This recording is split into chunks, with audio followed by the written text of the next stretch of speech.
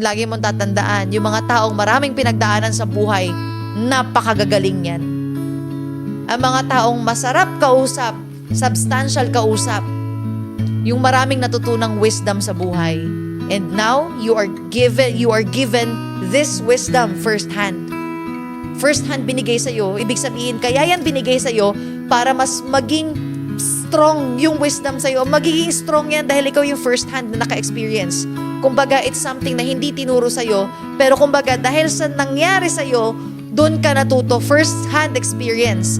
Mas powerful yon. At kaya binigay yan sa'yo first-hand para ikaw ang magturo ng inspirasyon, motivation, at rason para magtuloy-tuloy ang tao sa buhay niya.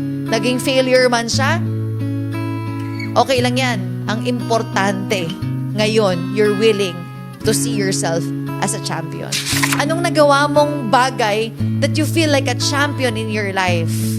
May it be nasa school ka, may it be nasa work ka, may it be ngayon na nagagawa mo sa negosyo mo, may it be, to your relationships, to your family. Write down saan ka pinakamagaling sa buhay mo. In that moment, I want you to remember that you are such an amazing person.